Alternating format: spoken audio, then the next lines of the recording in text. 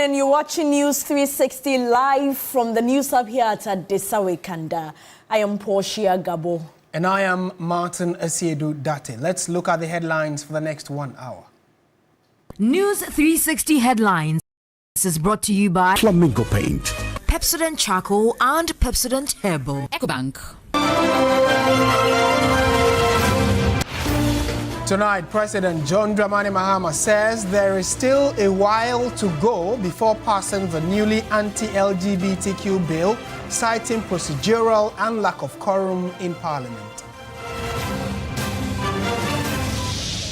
Meanwhile, the minority is accusing government of weakening the anti-LGBTQ bill through extensive amendments.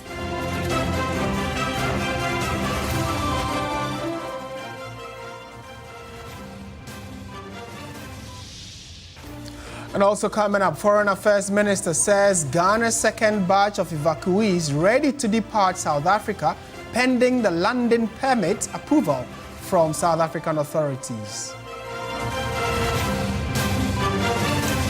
Later in business news, as prices at the pumps hike, Chamber of Petroleum Consumers Ghana says trend likely to continue even after Iran-US-Israel tensions ease.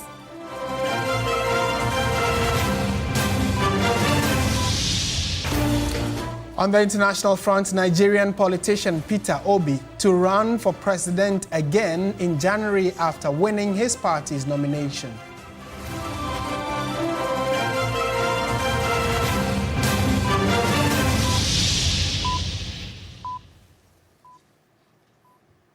We are live around the world on 3news.com, and we are streaming on Facebook and on our website, so be a part of the show. We begin from the United Kingdom, where President John Mahama has stated that the Human Sexual Rights and Family Values Bill passed by Parliament is not yet ready for presidential assent, noting that the process still has some way to go. Speaking at Chatham House in London on Monday, he explained that concerns have been raised regarding the bill's passage, particularly issues related to quorum and procedural compliance during parliamentary proceedings. Parliament has been considering it, and it was supposed to have been passed last week. There have been a few issues raised. One, that there wasn't quorum when it was passed.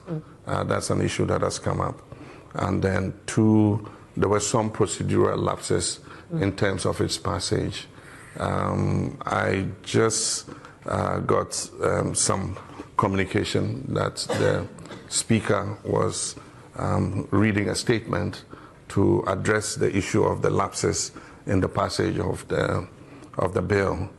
And so, like I said, when I was the opposition leader, the President has a number of options in this matter. It must come for assent, and so once the President gets it, you go through it because you are not part of the discussion in Parliament. And so the legal representative, the legal counsel in the Presidency and the Attorney General would sit on it because it was a private member's motion. Right. This was not a government bill.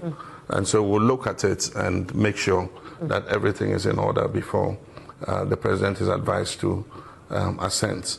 The President has another option if there are some things that he thinks are a problem. He can refer to the Council of State for advice. The Council of State is an advisory body to the President, and so they will take a look at it, and then they will advise the President. And if there are issues, substantial issues that are raised, the President would return the bill to Parliament, indicating exactly what the issues are. And so there's still quite a while to go before that bill becomes law. Thank you. In a related development, the Speaker of Parliament, Alban Bagbin, says he was surprised at the speed by which the Human Sexual Rights and Family Values Bill was passed by Parliament. He has, as a result, summoned the two leaders of the House to explain matters to him, insisting such a critical bill must be passed by consensus. You know the copious instruments and laws on human rights all over. You have to go through all from the UN Charter to the African people's rights and what all, we have to go through all. Then we have also our development partners who have a lot of contribution to make. We had the United Nations coming in with proposals, some memo and everything. We as Ghanaians also have to dig deeper into our cultures, our customs, our values before we came out with what was passed on Friday. And in fact, when it was passed on Friday, it was even a surprise to me. Because I knew that we were going to start the consideration of the bill. And that was the instructions I left before I went to attend to other activities. It was Friday, and members wanted to go home early to their constituencies, the one we're going to see today. And so I knew they wouldn't have completed it. But all of a sudden, I read about this passage. I reacted, and later I saw on TV all the things that happened. And so this evening, I've asked the leaders to meet me in my office. So they will be here for us to go through it. This is such a critical bill that we believe there must be consensus. But it's not about passing bill. It's about implementing it and making sure that it benefits. Meanwhile, the minority caucus in Parliament has accused government and the ruling National Democratic Congress of weakening the Human Sexual Rights and Family Values Bill through extensive amendments before its passage by Parliament last Friday. The Member of Parliament for Asen South, Reverend John Ntim Fodjo, was addressing a media briefing. According to Reverend John Ntim Fodjo, the changes proposed in the Human Sexual Rights and Family Values Bill represent a departure from commitments made to Ghanaians by the NDC during the 2024 election campaign. He maintained that existing Ghanaian laws already criminalize same-sex sexual relations and same-sex marriage, adding that the primary objective of the anti-LGBTQ+ bill was to address the promotion, advocacy and sponsorship of LGBTQ-related activities. The Asen South NP cited several amendments, including changes to provisions defining prohibited conduct and the introduction of new clauses, which he argues create exemptions for certain persons and institutions. Promotion of and advocacy for activities prohibited under this act. This is the main thrust of the object of the bill. This is what we don't have in any part of our existing laws, for which this bill came about. Clause 2 says that nobody should promote any such things. Don't do things that will entice, advocate for, and make it enticing, incentivize, advertise, campaign for it. Don't do it. But they say that no, insert this immunity. This is an immunity clause. You are lifting them above the law and saying that if you are within these categories, you can do anything that promotes LGBT, that advocates for LGBT, supports and sponsors LGBT, enables LGBT, and just by virtue that you fall within these categories, as for you, you are above the law, you should be exempted. Meanwhile, government and sponsors of the amendment bill are yet to formally respond to the minority's latest concerns. The Human Sexual Rights and Family Values Bill remains one of the most contentious pieces of proposed legislation in the country. We stayed in the House of Parliament because what was expected to be a productive special sitting of the House on Monday ended in disappointment after the House was unable to proceed with key businesses due to the absence of several members of the House and the failure of the Minister for Health to appear and answer scheduled questions. Evelyn Tingma reports. Parliament traditionally does not sit on Mondays as part of its regular schedule. However, the House last week resolved to sit on Monday, June 1, to address pressing national matters, including an appearance by the Minister for Health to answer questions from members of Parliament. When proceedings began shortly after 10 a.m., the sitting was briefly suspended to allow some issues to be resolved. When MPs resumed after about 30 minutes, the Majority Chief Whip, Roxanne Nelson Dafiamako requested that the House be adjourned. He was there. When the majority leader presented the business statement, some of us, we had an opinion that Parliament don't sit on Monday and we should not sit on Monday. You argue seriously that the reason why we should sit on Monday is the Minister of Health will appear. And it is the case that you did not even inform the Minister for Health. And now we are putting it on the clerk at table that the communication didn't get to the minister. When you were programming, you should have been aware. Today you have wasted everybody's time. The government have no business. And you are only 23 in the chamber. Count yourself, 23 out of 189. 23. And now you want to turn it to the fact that it is our side who don't have members for the... Where is the chairman of that committee? May I move that the House be adjourned till tomorrow midday, 12 o'clock. As many as are in favor of adjournment say aye. Those against say no. The sitting may have ended without any major decisions, but it has once again brought the issue of accountability in public service into sharp national focus. Evelyn Tinkma, TV3 News, Parliament House. And away from Parliament, Ghana and the United Kingdom have signed a strategic growth partnership agreement to fuel job creation and industrial development across key sectors. President John Mahama at the signing assured global investors that Ghana is undertaking major investments to position the country as a regional trade and investment hub. Meanwhile, Bank of Ghana Governor Dr. Johnson Isiama says the banking sector is more robust now despite the 2025 losses. The Ghana-UK Growth Partnership Agreement adds to the numerous deals and the strong economic ties the two countries share.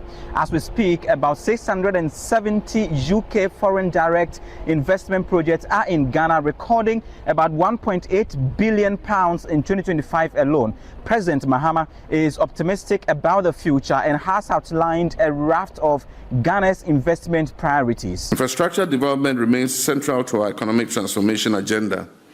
Through the $10 billion 5-year Big Push infrastructure program, we're accelerating investments in roads, railways, ports, housing, transport corridors, and aviation infrastructure. We're expanding airport infrastructure and pursuing the establishment of a new national airline to improve connectivity and facilitate trade, tourism and exports between Ghana and major international markets, including, of course, the United Kingdom. In an assurance to the investor community, Governor of the Bank of Ghana, Dr. Isiama, says the sector is now robust and has assured that the landmark losses in 2025 will not recur. Many of the issues that we came to meet, we had already analyzed, we had developed solutions. And so immediately, you remember, we had to tighten monetary policy quickly. Why? Because there were some policy missteps the year before. No wonder you saw our financials, how much it costed us. But it was a necessary cost. We've brought about stability. Most of the costs that we incurred last year will not be repeated this year. He also shared details about high records of remittances in 2025. At the time we came in, there was a lot of offshoring going on. And so when we got in, we had to put in measures to compel all these people to pay in those flows so that the inflows come through. No wonder last year remittance inflows got as high as His Excellency has given the figure nearly $8 billion. Finance Minister Dr. Kasiel Atuforsen highlighted how expenditure cuts helped the central bank to tame inflation. Overall, what we've seen is that by cutting expenditure, we have actually assisted the central bank to be able to control inflation.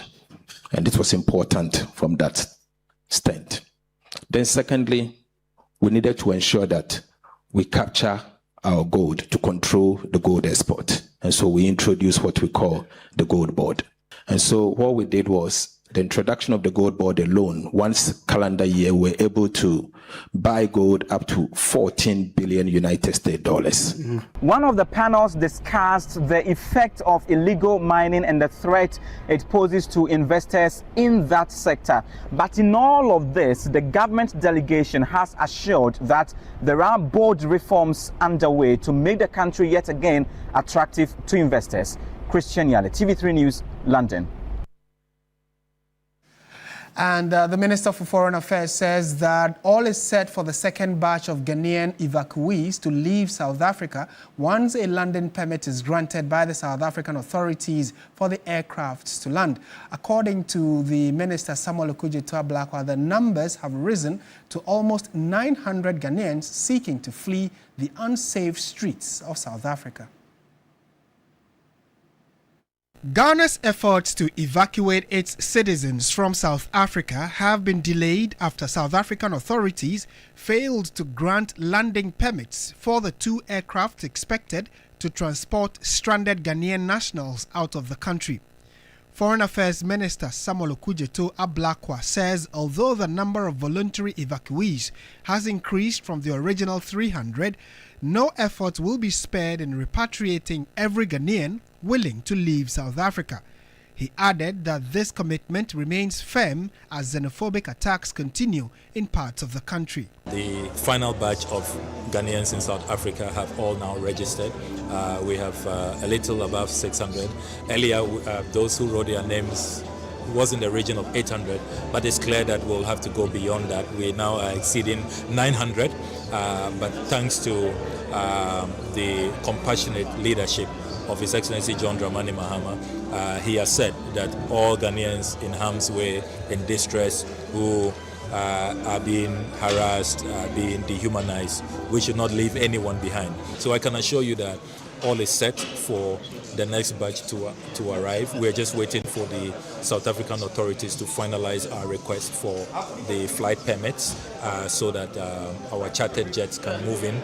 He further debunked assertions by South African authorities that the majority of Ghanaians who were repatriated were illegal immigrants. What is beautiful about the registration we are doing is that we do it in collaboration with the Department of Home Affairs, the South African authorities, who are there at our High Commission to check for people who they are looking for in their database, people who are wanted, suspected criminals. And so far, not a single Ghanaian is of interest to the South African authorities. So again, this claim by some propagandists, those who seek to tarnish the image of Ghana that our citizens were lawbreakers, the evidence does not support it. So clearly Ghana is not responsible for any high crime rates or any, avalanche of illegality going on in South Africa. The Ministry of Foreign Affairs has cautioned citizens against non-essential travel, noting that the growing violence in South Africa is being closely monitored, with updates to be provided as the situation evolves. Martin Asiedudate for TV3 News. In more news tonight, an increase in fuel prices is compelling commercial drivers to demand higher transport fares, with a proposed 20% adjustment currently being disputed, even as commuters express dissatisfaction over any potential increase. There's more in this report. Transport operators in Ghana are divided over a proposed 20% increase in public transport fares, with fuel price recording marginal increases and parts cost continuing to rise. Operators say they are facing mounting pressure to sustain their businesses and keep services running. As a result, a section of the transport industry has proposed a 20% upward adjustment in fares. For some drivers, this is a good starting point. It have a lot of impact because now they have to increase fare. If fare increases too, they will increase spare parts. If spare parts increase, they will increase foodstuffs and many things. The price of fuel has been increased multiple times. Spare parts are now costly. All these factors go against us. The increase is welcomed. I think this 20% cannot help us at all, honestly speaking. About 30% it will be better. 30% maybe we'll manage. Even that one too also is a problem actually, but we'll manage. It doesn't help us at all. At least, roughly, if they can make it up until 30%, it's going to help us. But 20% is not enough. At least we are like 30%. In some way, it's going to benefit someone, and another way, someone is going to suffer. Because the 20% is going to help us at least manage the fuel that we buy, because it's like we are going inside, our income is going inside the fuel. So, but in the other way, the passenger who is receiving a little salary is also going to suffer. Meanwhile, passengers are expressing concern over the possible impact of any increase on their cost of living, warning that higher fares will further strain household incomes already affected by inflation. An increase in fuel prices won't help us right now. My sales aren't good. I will increase the price of my goods if fuel prices go up. Just as discussions on the proposed percentage adjustment continue, the road transport operators say the purported 20% increase should be disregarded. The group insists consultations are still ongoing, adding that they remain in continuous engagement and negotiation with the Ministry of Transport to reach a consensus. The 60-year-old Eric Mante, who injured his son after tying and dragging him behind a quad bike at North Legon, has been granted bail by the Adenta Circuit Court 1. This was after he pleaded not guilty to charges leveled against him by the police. Let's respond to this report. Mante is standing trial after being charged with causing harm to his 16-year-old son, whom he allegedly tied to a quad bike and dragged onto a tar street in North Legon, causing severe injuries to the victim. The boy sustained injuries to his back, arms, knees, feet and pelvic region. When he appeared before the Adenta Circuit Court 9 on Monday, June 1, the accused told the court, presided over by her Hannah Angela Tachi, that he was not guilty of the charges preferred against him by the police. The accused was represented by a counsel who claimed to be a friend of the court. The judge, after listening to argument from both the state prosecutor and the counsel for the accused, granted the accused bail to reappear on August 19, 2026, when the full trial is expected to commence. Earlier, the MP for Medina, Dr. Francis Xavier Sosu, maintained that the accused's failure to apologize for his actions would warrant a full trial. It's one of those cases that we are very, very interested in. We are not taking it lightly, because many have said that maybe perhaps because he's a person with physical challenge, it means that we just have to let him go, but it can't work that way. If you are physically challenged and you decide to be wicked and be criminal, the law will deal with you. And so I am hopeful that he would just plead guilty simpliciter, so that we probably appeal to the court for a non-custodial sentence or something, given his condition. However, if he chooses not to do that, then we will push fully for the full sentence that he deserves. The accused, after being granted bail, returned home to live with the son, the survivor he is alleged to have abused.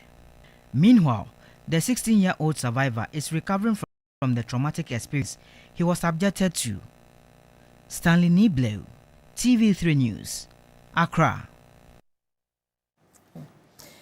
In more news tonight, theological reflections and national development took center stage as the Theological Education and Mission Center of the University of Gold Coast hosted the maiden edition of its Bible Breakfast Club. The event brought together the clergy, academics and professionals to discuss the relevance of Bible principles in leadership, governance and everyday life. In edition of the Bible Breakfast Club, Christians were challenged to confront what speakers described as a growing crisis of weak discipleship, commercialized spirituality, prophetic excesses, and political manipulation within the church. The Chancellor of the University of Gold Coast, Bishop Gideon Titiofe, admonished Ghanaian churches to protect the integrity of the gospel and remain faithful to its core values. The keynote speaker at the event, Most Reverend Professor Johnson Kwabna Samuel-Jedu, highlighted the need for stronger accountability in charismatic and prophetic ministries, as well as improved governance within the church. I think that Bishop Titiofe and his team have done very well in bringing us to this forum where we discuss how our hyper religious activity in this country, especially those who provide prophetic influence, as it were, help to guide Christian discourse in this country to make sure that the positive aspect of the gifts that God has given us are brought to bear on the developmental agenda. For Apostle James Niamponsa, prophecy must not be taken lightly by religious leaders or politicians. Let's situate our prophecies within the context of the scripture. But the situation where we want to scare people, put fear into them, threaten them more or less, make them to panic and become jittery and afraid, instead of having faith in Jesus and faith in the Word of God, I think that such practices must be brought to an end. Organizers say the initiative forms part of effort to foster dialogue on issues affecting both the church and society. Cowbell Milk, a product from Promotional Ghana Limited, has marked this year's World Milk Day with pupils from some selected basic schools in the Greater Kumasi area. The highlight of the occasion was to promote the importance of milk consumption among children.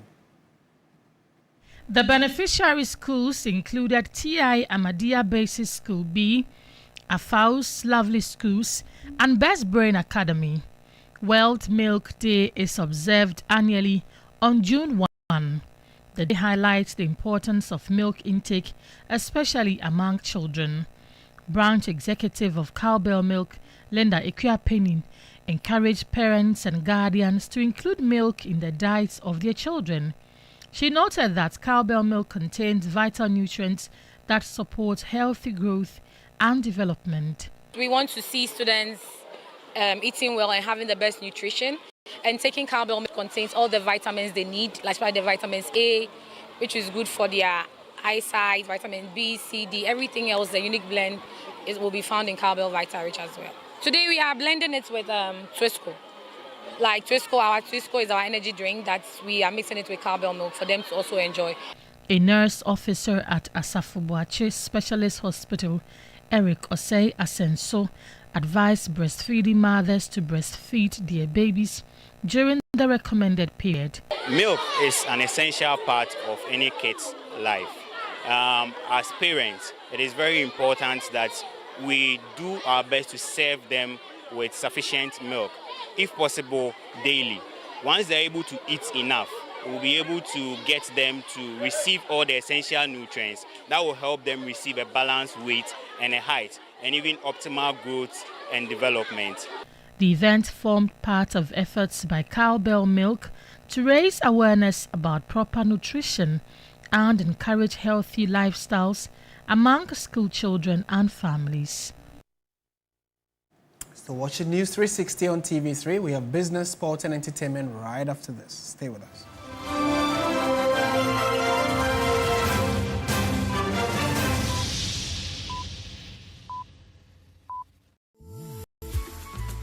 I love President Chaco.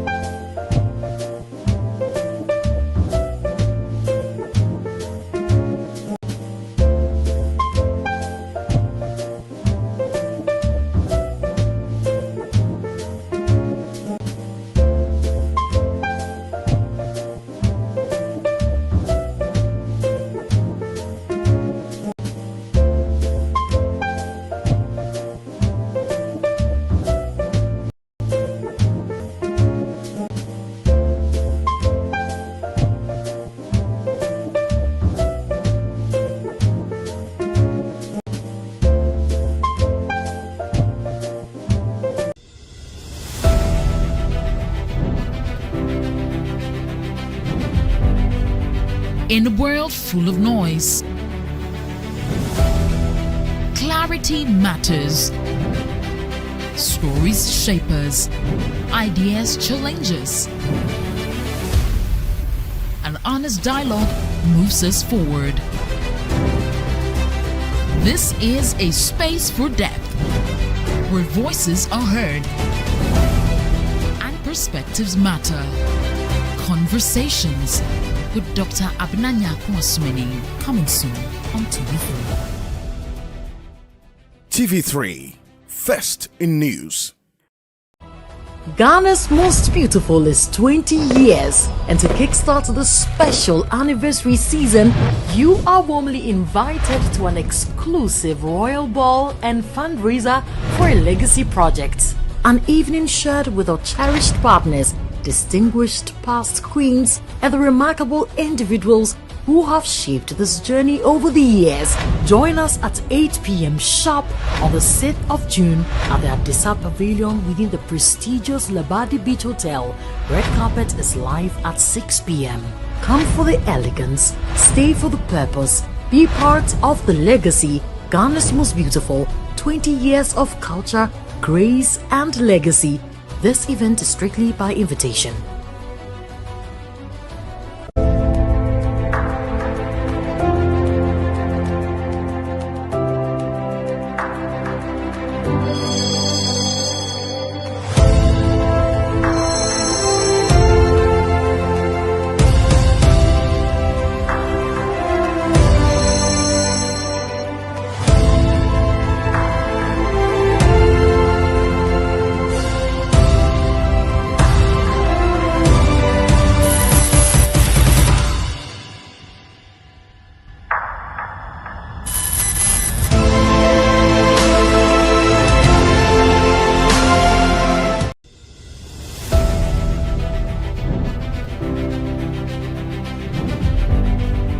In a world full of noise, clarity matters. Stories shape us, ideas challenge us. An honest dialogue moves us forward. This is a space for depth, where voices are heard and perspectives matter. Conversations with Dr. Abnanya Kwasmeni, coming soon on TV3.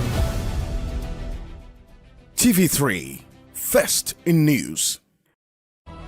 Ghana's Most Beautiful is 20 years, and to kickstart the special anniversary season, you are warmly invited to an exclusive royal ball and fundraiser for a legacy project. An evening shared with our cherished partners, distinguished past queens, and the remarkable individuals who have shaped this journey over the years. Join us at 8 p.m. sharp on the 6th of June at the Adisa Pavilion within the prestigious Labadi Beach Hotel. Red carpet is live at 6 p.m. Come for the elegance, stay for the purpose, be part of the legacy. Ghana's Most Beautiful, 20 years of culture, grace and legacy. This event is strictly by invitation.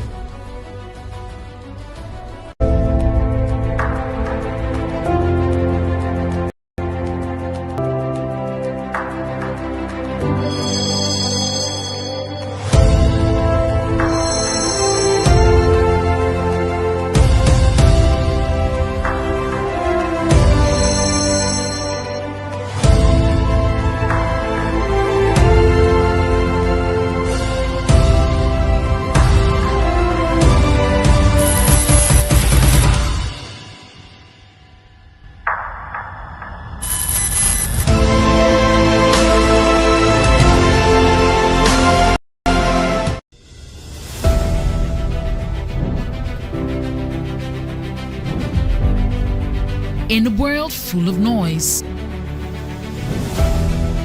clarity matters. Stories to you by MTN. 4 points by Sheraton Accra Airport Hotel.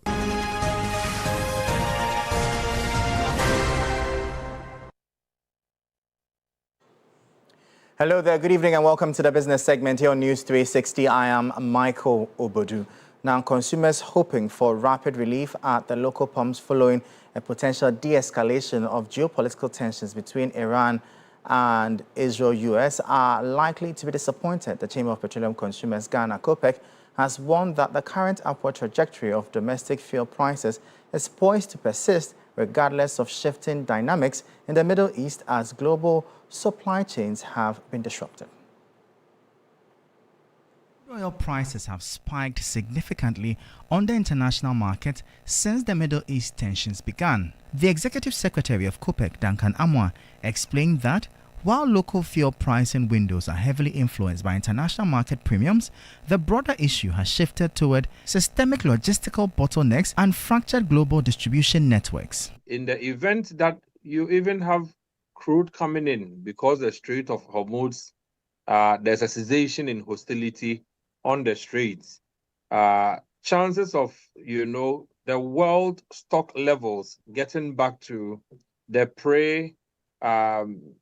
February 28 era is not going to be immediate. It could take 3 months in the minimum.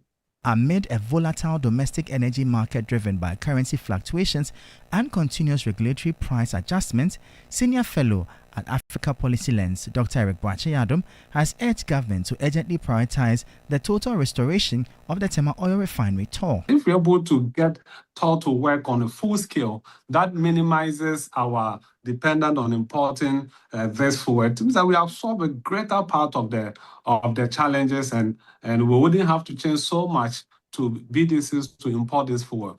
President of the Ghana National Chamber of Commerce and Industry, Stefan Abbas Miezan, has issued an urgent appeal to the government to roll out targeted policy interventions to cushion local businesses from the devastating impact of soaring fuel prices. We need to look at tax incentives, looking at all these things that are happening.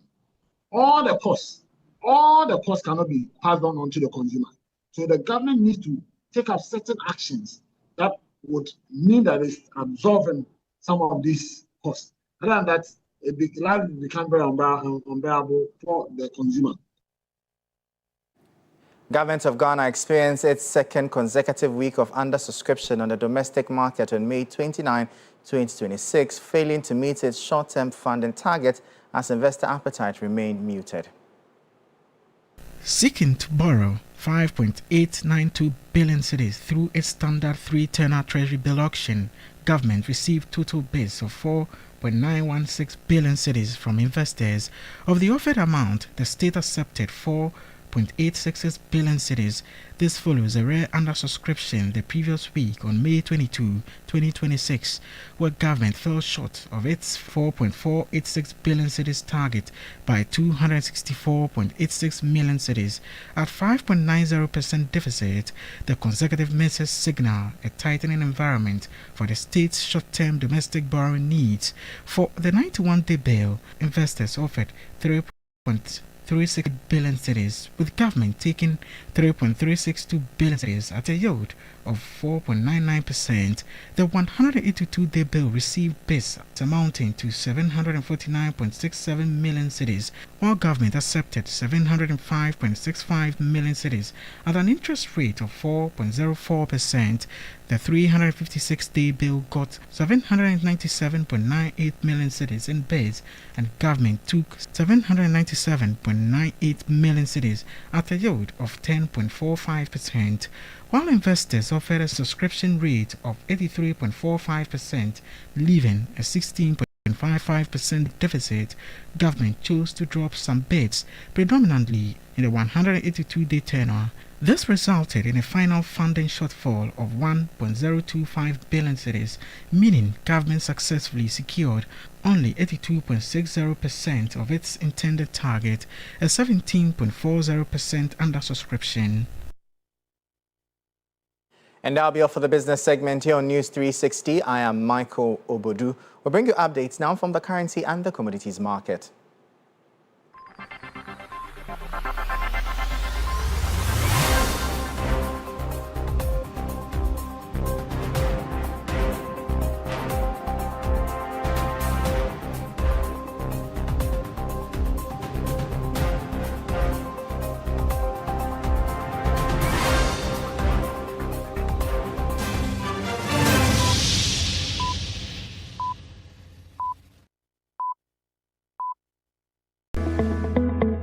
Welcome to 4 Points by Sheraton Accra Airport Hotel. Unique luxury hotel that promises a memory.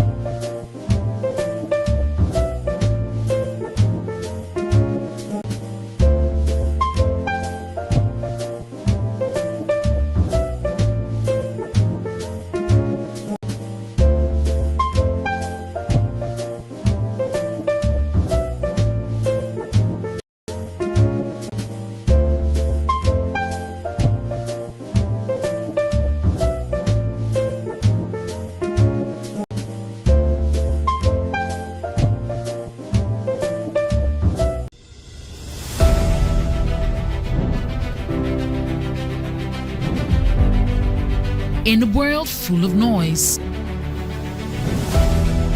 clarity matters. Stories shape us, ideas challenge us. An honest dialogue moves us forward. This is a space for depth, where voices are heard and perspectives matter. Conversations with Dr. Abnanya Kwasmini, coming soon on TV3. TV3, first in news. Ghana's Most Beautiful is 20 years, and to kickstart the special anniversary season, you are warmly invited to an exclusive royal ball and fundraiser for a legacy project. An evening shared with our cherished partners, distinguished past queens, and the remarkable individuals who have shaped this journey over the years. Join us at 8 p.m. sharp on the 6th of June at the Adisa Pavilion within the prestigious Labadi Beach Hotel. Red carpet is live at 6 p.m. Come for the elegance, stay for the purpose, be part of the legacy. Ghana's Most Beautiful, 20 years of culture, grace and legacy. This event is strictly by invitation.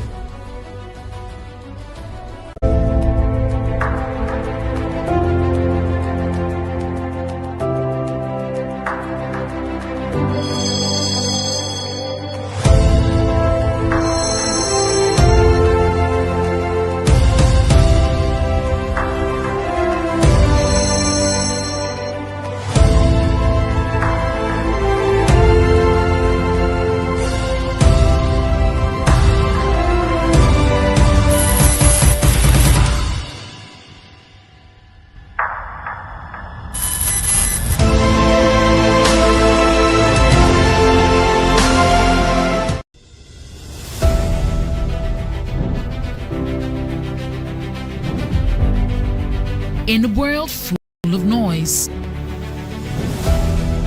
clarity matters. Stories shape us, ideas challenge us. An honest dialogue moves us forward. This is a space for depth, where voices are heard and perspectives matter. Conversations with Dr. Abnanya Kwasmini, coming soon on TV3. TV3, first in news. Ghana's Most Beautiful is 20 years, and to kickstart the special anniversary season, you are warmly invited to an exclusive royal ball and fundraiser for a legacy project. An evening shared with our cherished partners, distinguished past queens, and the remarkable individuals who have shaped this journey over the years. Join us at 8 p.m. sharp on the 6th of June at the Adisa Pavilion within the prestige.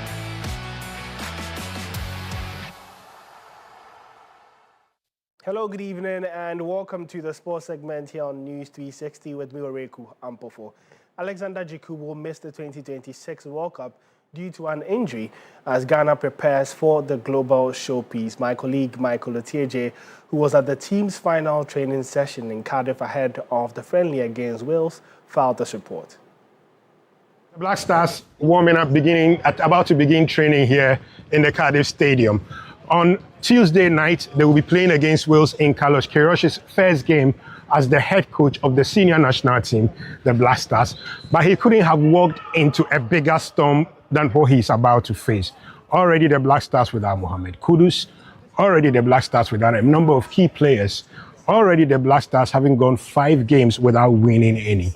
And the crushing blow for the Black Stars today, news that Alexander Djiku, highly unlikely to make the World Cup. Djiku was with the team for a while, has returned to Barcelona to try to get treatment on his injury, and in his place, as a measure, Patrick Lucassen, the Dutch-born Ghanaian international who plays his football for Paphos in Cyprus, played in the Champions League and scored in that, is already here as a potential replacement for that. It's a crushing blow for not just the coach, but for the entire team, because Djiku is not just a centre-back. He's a guy who rallies, and as one member of the team said, he is the leader from the back, the guy Well, big blow there for the Black Stars. But to some more stories, the Achimota Golf Club played host to 120 golfers over the weekend in a highly competitive but yet friendly action put together by Guinness Ghana. The following report has more details. On Saturday, the annual Guinness Ghana Golf Championship took place at the Achimota Golf Club, bringing together golfers, corporate leaders, government officials, and business executives for a full day of competition, hospitality, networking, and lifestyle experiences. The championship, which teed off at 6:30 a.m., attracted over 120 golfers and guests, reinforcing its growing place as one of Ghana's notable sporting and lifestyle platforms. The event, built on the success of the inaugural edition, further positioned Guinness Ghana as a business committed to creating high-value experiences that connect people, brands, sport, and community. Speaking after the event, Marketing and Innovations Director at Guinness Ghana, Sabina Menu, expressed their excitement and shared insights on the event. Guinness Ghana is about delivering elevated experiences to our consumers. The golf community has become very close to us. This year we thought about changing the concept a little bit and bringing all our premium brands together on one platform. Achimota Golf Club, we have signed a 3-year partnership with them. We're going to be revamping their bar space, so it's going to be changing to a very elevated premium experience. Again, that's what Guinness stands for. We're looking for ways in which we can reach our consumers, give them moments that they can celebrate in the best ways possible. After a grueling competition, Sana Babio and Letitia Mponta Mensah, who finished in first place in the men and women's Cat A category, shared their satisfaction. I came with vengeance this year again to win it, and then Guinness has promised to be back next year, and I'll come again with the same vengeance to come and take it away. I'm very happy, and I feel like I am ready to face more golf competitions. This is my second time playing. Last year was pretty good. This year obviously is getting better. Next year will obviously be better. I think it's a good initiative. It's good that Achimota can partner with brands like Guinness to create awareness, obviously, and to grow the game in Ghana. I'm excited that this year I got to take it.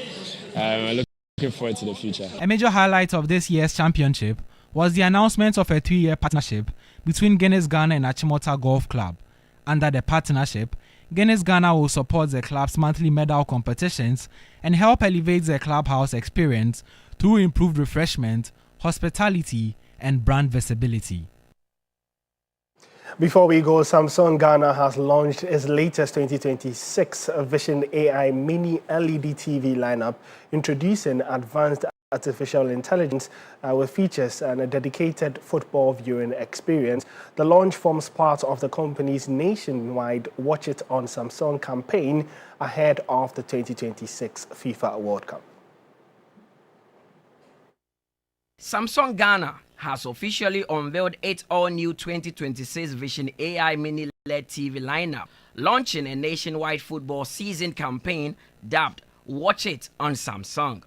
The premium television series was introduced at a colorful event held at the Tribeca restaurant in Accra and is designed to transform how sports fans and entertainment lovers experience content from the comfort of their homes. The launch comes ahead of a major global sporting event, including the FIFA World Cup 2026, with Samsung positioning the new lineup as the ultimate viewing companion for football enthusiasts. Today is a very good day for Samsung as we launch our new Vision AI Mini LED TV. It's not just a launch of a TV, but we want to show people how technology can connect them and also help them to experience the moments that matter. A standout feature of the new television is the dedicated football mode, which automatically enhances picture colors, smoothly tracks fast-moving action, and delivers immersive stadium-like sound to create a matchday atmosphere at home. Also coming with a very special feature called football mode, because you know in Ghana there are so few moments that bring people together like football.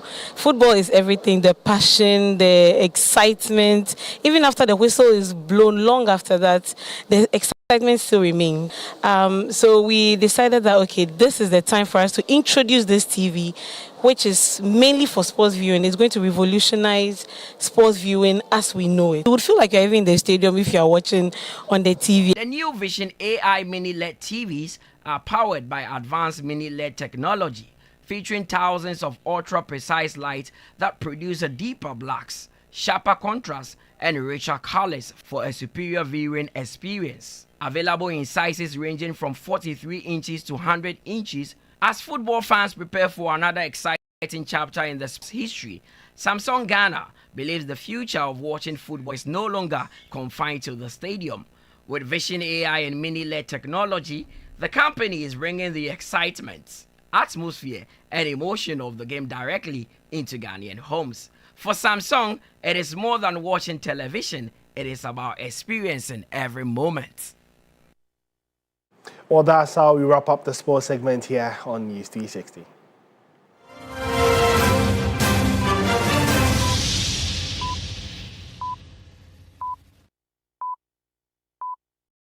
In my line of work, a confident smile is everything. Kale Charcoal Toothpaste keeps me on top of my game and ensures my smile is always radiant and bright.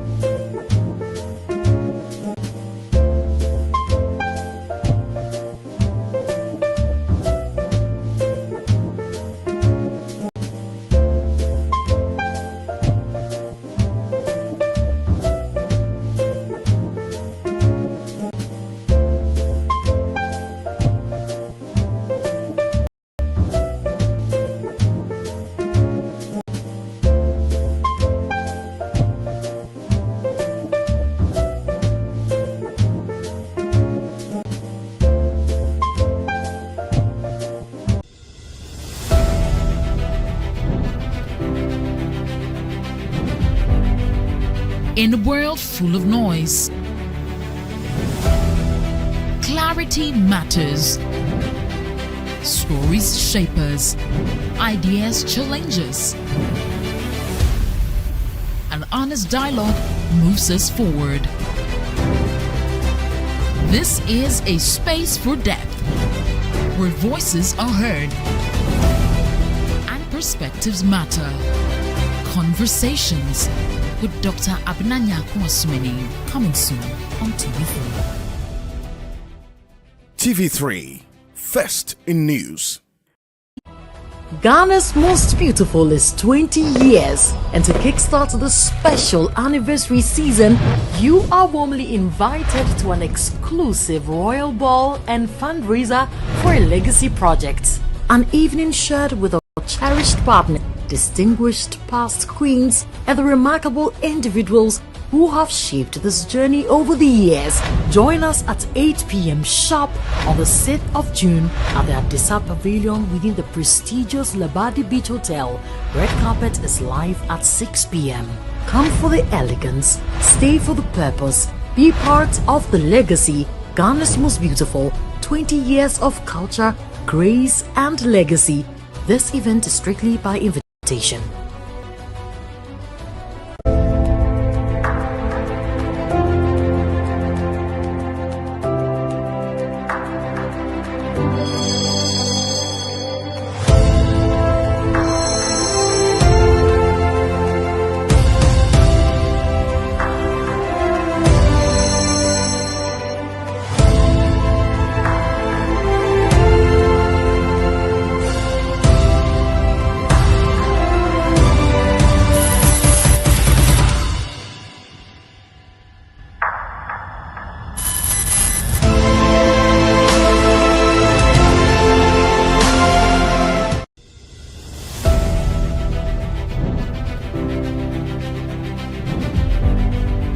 In a world full of noise,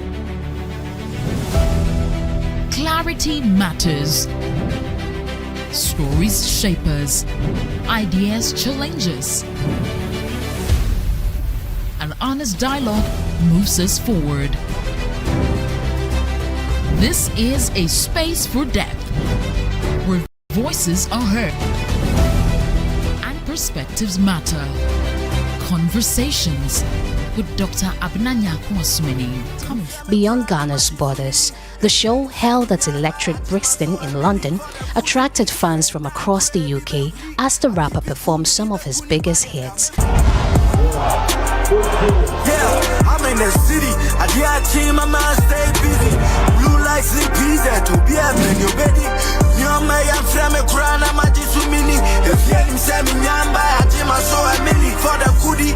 Said, Dan Crabby, be free.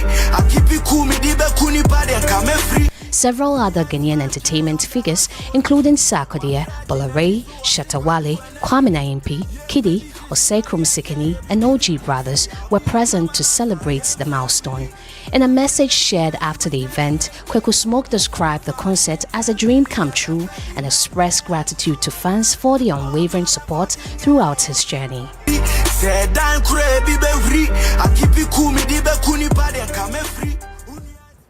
Congratulations going out to Kweku Smoke one more time for that concert. Also some more stories. The final funeral rites for Ghanaian actress Beverly Afagolo will be held on Friday, August 7, 2026 at Lashibi Funeral Home in the Greater Accra region. The funeral date was announced during her one-week memorial service held on May 30, 2026 at the Green Flavor Event Center in Community 9, Tema, where family, friends and colleagues as well as fans gathered to mourn and honor her memory. The actress passed away on May 24, 2026 after a 2-year battle with cancer. She was celebrated for her roles in films such as Return of Beyonce, Crime to Christ, and Girls' Connection, among many others. And may her soul continue to rest in peace. And that's it for the entertainment news segment here on News 360. My name is Noella Donko.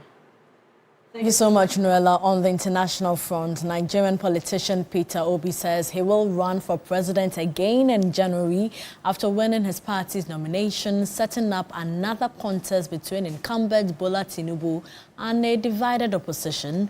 Obi was declared winner of the Nigeria Democratic Congress primary on Sunday, less than a month after quitting an alliance that had tried to set up a single opposition challenger. The acceptance from Obi, who came third in the last election after galvanizing young voters, had hopes among some opposition backers that he might return to the coalition. Thank you so much for watching News 360. It came to you from our studio at Adesawe Kanda in Accra. I am Martin Asiedu Dati. And I am Portia Gabodu. Join Alfredo Cancer at 10 p.m. for Ghana Tonight. Good evening.